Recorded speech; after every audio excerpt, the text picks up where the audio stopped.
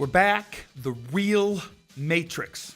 The last first half hour, we talked about how the towers on 9/11 they came down. The reason we were told were fires. First half hour, we realized I don't know how fires could do that just by the laws of physics. Doesn't make any sense. And now we talked about, as going into this hour, this half hour, is the fact that you bring buildings down by controlled demolition. There are explosions. Were there incidents of explosions? I tell you what, we're going to play a bunch of clips here, back to back to back, that people talk about hearing, seeing, and feeling all these. Go ahead. Over 100 first responders reported sounds of explosions and flashes of light at the onset of destruction of both towers. These were not discussed in the NIST report. What did these eyewitnesses actually see and hear? As we were getting our gear on and making our way to the stairway, there was a heavy-duty explosion inside the lobby. We stuck on the stairs for a while. We finally got down to the lobby. Then we get to the lobby, it was this big explosion. There were numerous secondary explosions taking place in that building. There were continuous explosions. Floor by floor, instead of popping out. It was if they had detonated. Yeah, detonated. They were planned to take down a building. Boom, boom, boom, boom, boom, boom, boom. And it just started going pop. It just started going boom, boom, boom, boom, boom. And he goes, how fast? They go like firecrackers. They're reporting exactly what I would expect. You're hearing boom, boom, boom, boom, boom, waves of explosions going off. Not one massive big boom. There's so many videos of witnesses from that day that report explosions. There's radio transmissions from the FDNY. We have the transcripts that were recorded, back in 2001 of all these firefighters and first responders reporting explosions. This testimony should have caused the presumption that there was a good chance explosive residue would be found and justified testing for it, rather than the opposite. It doesn't look like a collapse. It's like a huge mushrooming, billowing kind of an event. That whole thing looks nothing like a building falling down. It's a building being blown up. That's what the physics shows. Yet they refuse to consider the possibility that explosives or some other form of demolition device could have been used to cause the collapses of the towers. And the fact that controlled demolition is consistent with all the available technical evidence. And the response to that request for correction is NIST simply saying they're unable to provide a full explanation for the total collapse, even though that was their task given to them by Congress. FEMA documents a 1,200-foot diameter debris field around each tower. Videos show multi-ton steel sections of hundreds of individual steel pieces ejecting out of the towers at 60 miles an hour for a distance of 600 feet. They also show clouds of debris pulverized in mid-air and isolated explosive ejections as many as 60 stories below the so-called crush zone. Videos also show the near total destruction of both towers. What does all this tell us about the forces and energies involved in the destruction? Large multi-ton beams were hurled hundreds of yards laterally. Gravity works vertically, not laterally. So something's happening to throw these things horizontally at those kinds of speeds. And here it is trailing white smoke the whole time. It really is indicative of some kind of explosion. The individual explosions that I noticed 20 and 30 and 40 stories below the collapsing structure. And naysayers tend to say, well, that's just air being blown out the windows. I mean, it doesn't really work to say it's just air pressure. And I've estimated these are coming out faster than 100 miles an hour.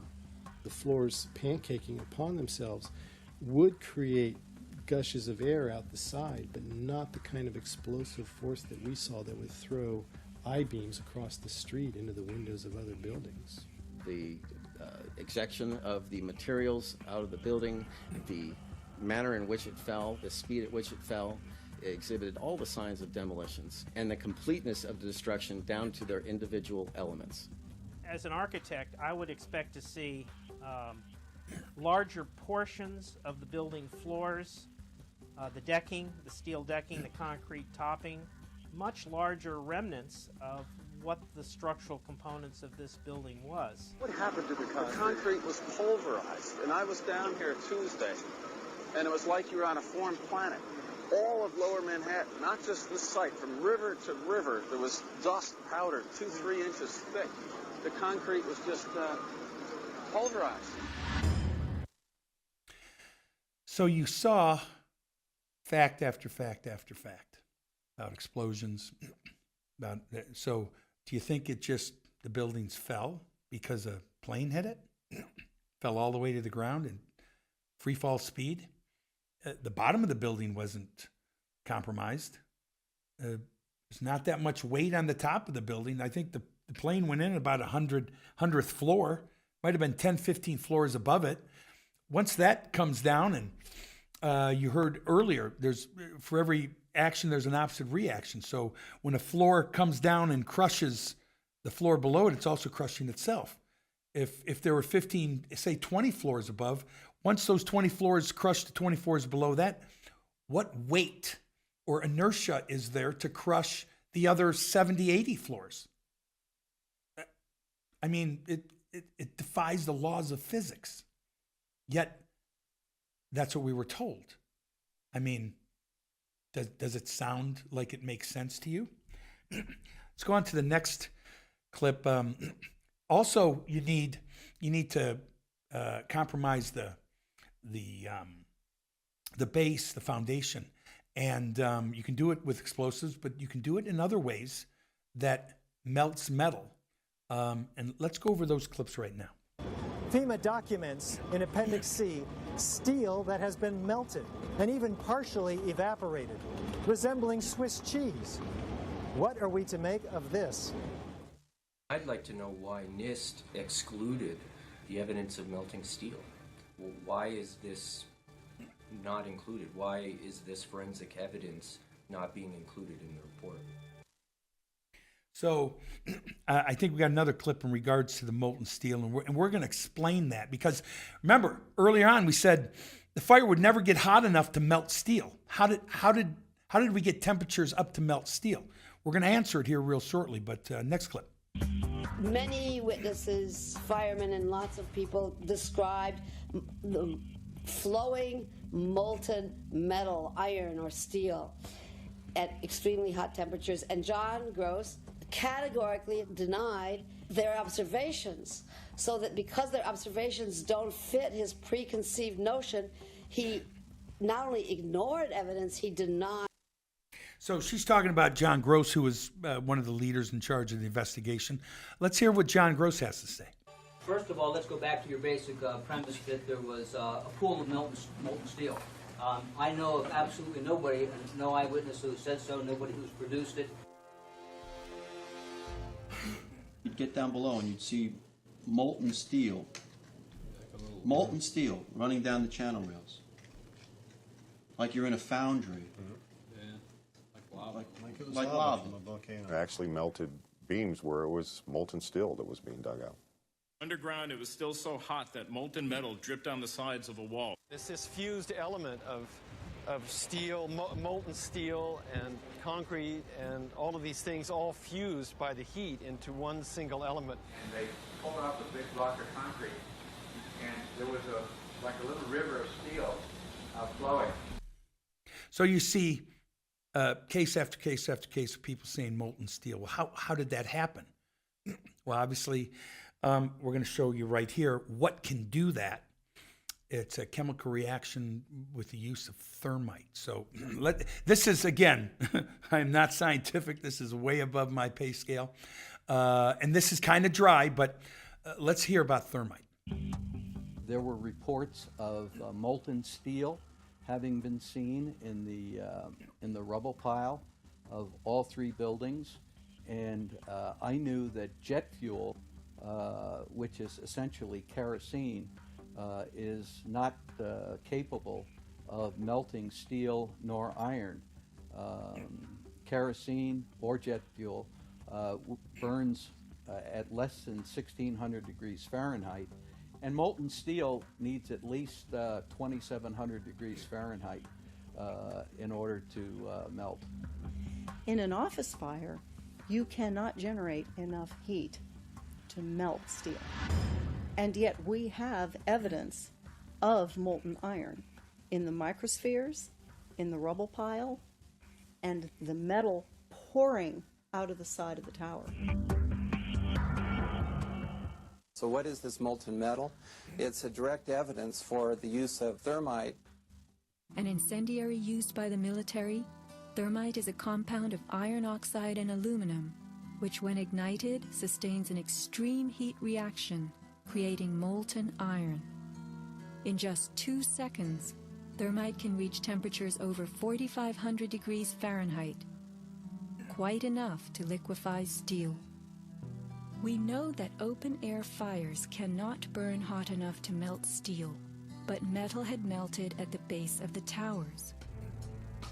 I found a pore in the steel that had pure sulfur embedded in the pore, which I thought was very strange. And so that's when I really started looking for sulfur and finding it in more abundance in some of these phases.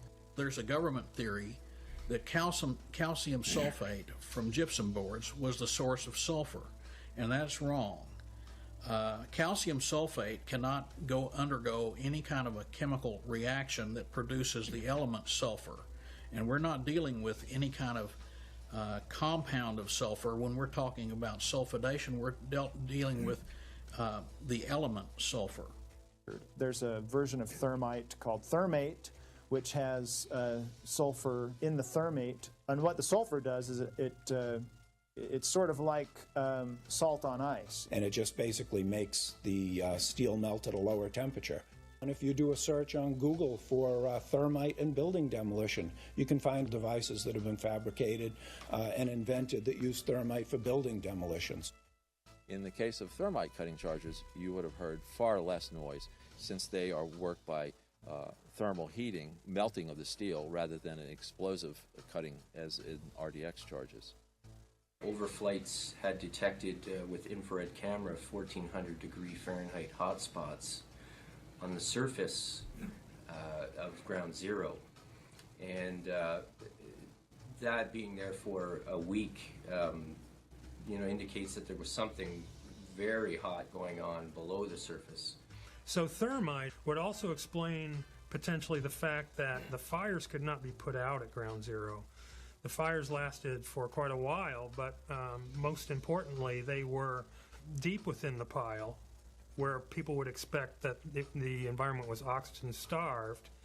And thermite could explain this because it has its own oxidant within. It's actually the metallic oxide that provides the oxidant to allow the incendiary thermite reaction to occur, even underwater. So, again, if I said, buildings can't come down by a plane hitting it, you say, oh, okay, we're adding up fact after fact after fact. You found molten metal. How do you get to molten metal? You have to be, again, he said over 2,700 degrees.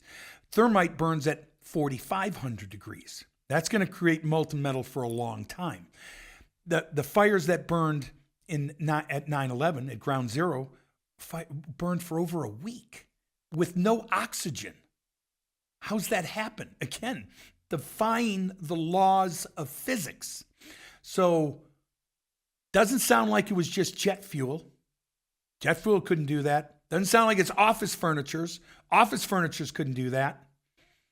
So, to include thermite in the process, there is a lot more going on than just a plane hitting a building and the building collapsing. Remember, add up all the information. A couple of the next videos are clips are short, but they're a little dry. I just want to give you the basic science behind the fact that there is proof, there is scientific proof that something there is going on that we weren't informed with, but it's there, and these scientists know it and realize it. Next clip. As much as 6% of the World Trade Center dust consisted of tiny, previously molten iron spheres. What does this tell us about the temperatures generated in the tower's destruction? When the USGS collected samples of the World Trade Center dust, they found the iron microspheres. Insofar, the USGS does not have a valid explanation for the presence of these iron microspheres. So what do the microspheres contain? Iron is the main element, and then it has smaller portions of aluminum, sulfur, a trace of manganese. Most of them are less than about a tenth of an inch in diameter, and they're spherical. And they're found in all of the dust blown out of the buildings during collapse, no matter where in Manhattan that dust is picked up. You must have had a much hotter heat source for you to get 2,700 degrees Fahrenheit in order to melt the iron to get these molten spheres. Your heat source must be something like a chemical reaction, an exothermic chemical reaction that reacts, in the case of thermite, reacts at 4,500 degrees Fahrenheit. My contention, based on finding thermite residue in the dust, is that it happened before. It didn't happen after in the fires that ensued in the rubble pile afterwards. It's all the characteristics of the microspheres, along with what I see in the attack of the beams that were actually found, tell me that thermite was involved in melting those. So, just more scientific information. This is another one that's going to be dry, talking about nanotechnology. Let's play that quickly. In the World Trade Center dust, an international team of scientists find an advanced form of highly energetic nanothermite composites. What is it, and where does it come from?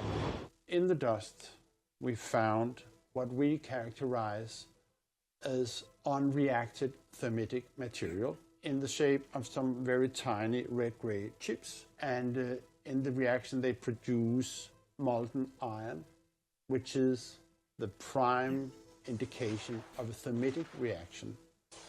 And such a reaction can be used to destroy steel structures. What we have found is a modern version of thermite, which we call nanothermite, which is produced in a different way. It is not just two powders being mixed.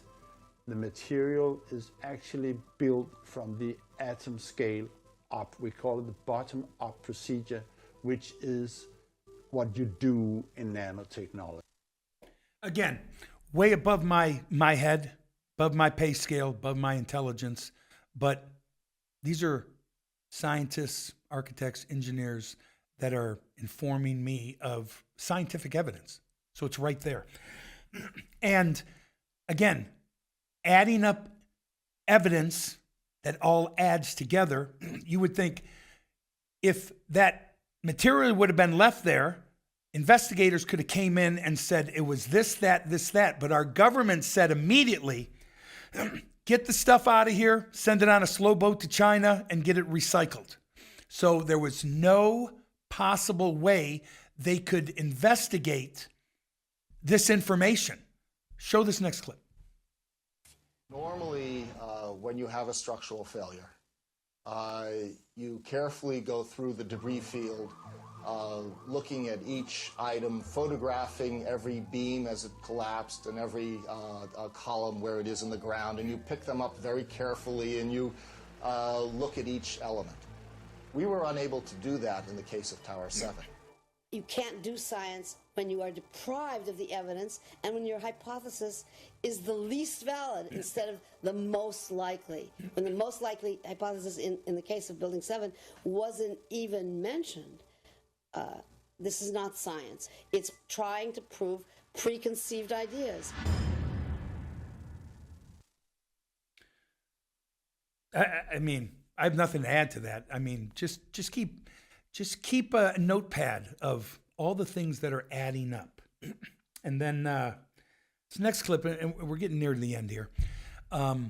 This is a case where we talked about how does a building collapse from the top and just continue to collapse on a building that is structurally sound at the bottom of the building, or should be structurally sound. Next clip.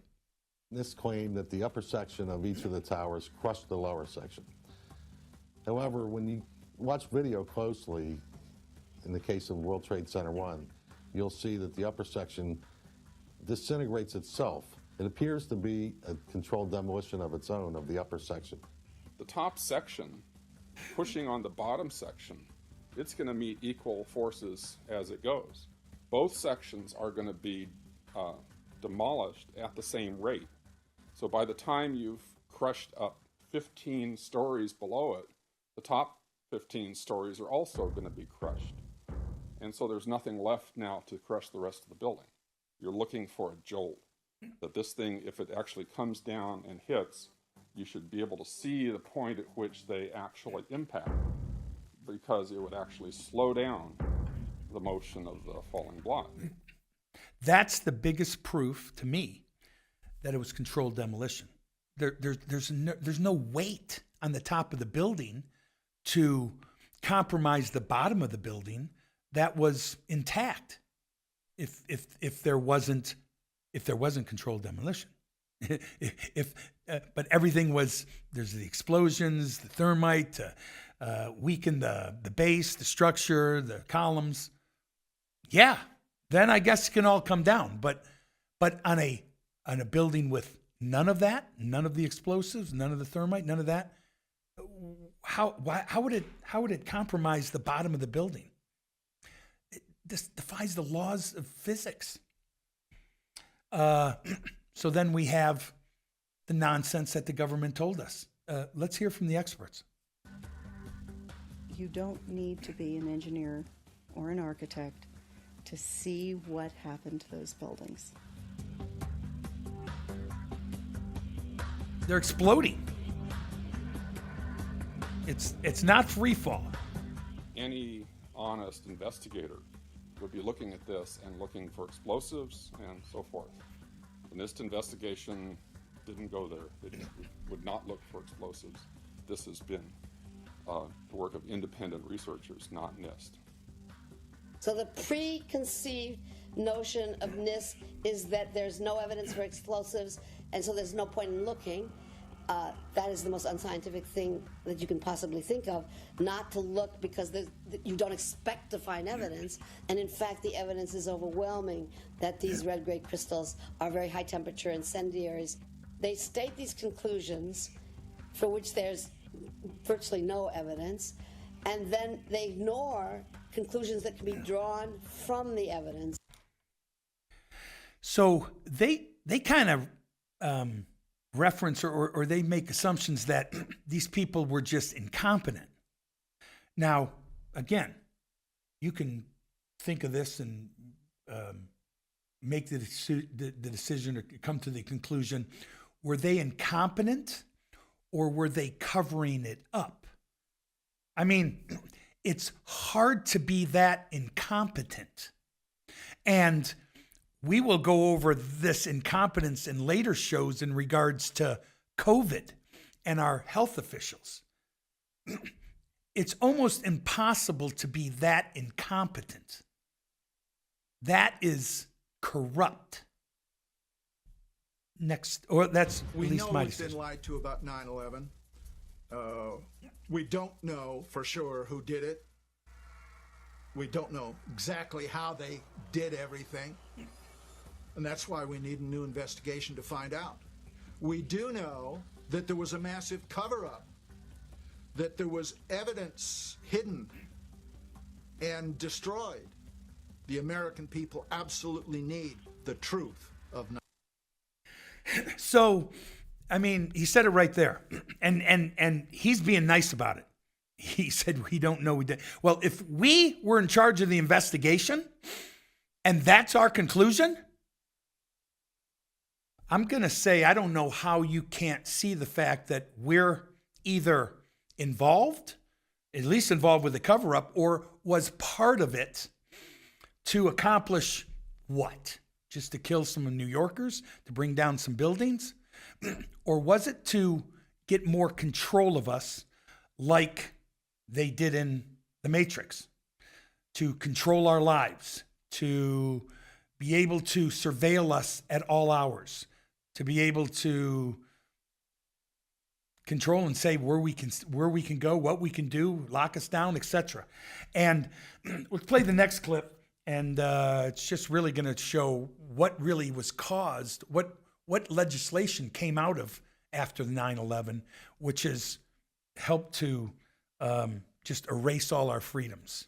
Next clip. So I'll read this for those in the for those in the podcasting audience. We lost over a million lives in Afghanistan. 6,000 U.S. troops were killed. It cost $4.5 trillion to American taxpayers, and it took away our liberties, including the Patriot Act, Military Commissions Act, the Department of Homeland Security, the Transportation Security Administration, TSA, where we fly, National Defense Act. When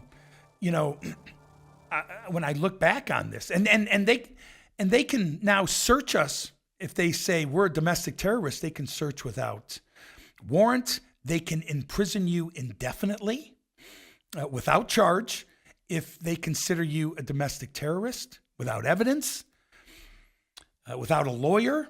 This is exactly what they did to people who were at the Capitol on January 6th. This is exactly what they did to them. This was all associated with the results of 9/11. Once we were up in arms, we're like, help us, save us, protect us. We didn't realize we were giving up our freedoms and the control of our lives when we said it. But they did it because they do it out of fear. They did it with COVID. With COVID, they said, you have to be careful. You're going to die. You're going to kill someone. You get it and you give it to them. You need to lock down. You need to do what we say. You need to be controlled. They want to control you through fear. And that's what they did with 9/11. Oh, the terrorists are coming. We have to be careful. We have to give up all our freedoms, our privacy, so that we can surveil all of these potential terrorists. Well, now, when you get a criminal government, like we maybe had during the Biden administration, what you find out is they're surveilling us. They're surveilling you. I'm going to show you fact after instance where they're listening to all of us. They're listening to us on our phones. They're listening to us on Siri, or those things at the home where you say, turn on music or turn the lights on or turn the lights off. They're listening to everything we say, and they're documenting. And when you bring up something, they will then focus on you. So I'm sure they're listening to me and focusing on me right now. I promise you this, I have proof of the fact that they've been doing it and are doing it. But you can't be afraid of that. We have to fight fire with fire. We cannot be afraid of these evil forces at hand. We have to fight. We are, at the very least, I respect the Americans that came before us that fought for our freedoms. This is the biggest fight for our freedom. Just like the Matrix, it was the fight for freedom against the computers, the machines who ran the world during the Matrix. The only difference is it's not the machines, it's the world elite. It's the ones with all the money that own everything, that want to control us, that want us dead. Look at the previous shows. They want to depopulate. They own everything. They're gonna really and I don't want to do this out of fear. This again, their fear tactic, but they will do anything they can, and they will pull anything they can to get their way, to get to a one world government. And if they have to starve us, create food shortages, create pathogens or illnesses to kill us off, they'll do it. They've already proved it with COVID, and they're going to continue to do it. That's what I see. Because again, you just saw the facts, and we're going to go over this again and again and again. There's so much information. You're going to get bored by this, but for those who already know this, great. But you can show this to people who don't know it and let them make their own determination instead of trying to convince them just with your own words. Follow the evidence from scientists, engineers, in regards to 9/11. If they can bring down the two largest buildings in America, wipe them out, kill thousands of people, and cover it up and walk away unscathed without any responsibility, if they can do that, you tell me what they can't do. That means we're stuck in the real matrix. And we'll continue and talk about that next week, right here.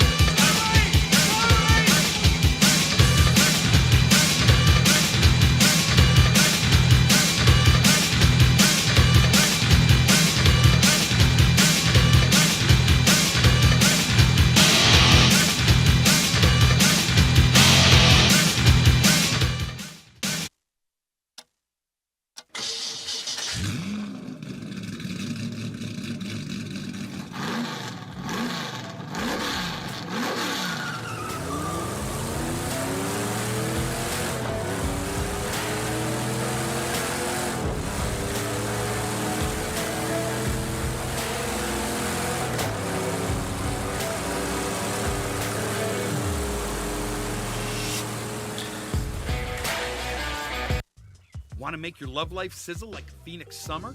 Summit Male Medical guarantees to help you with ED or premature issues, or we won't charge you.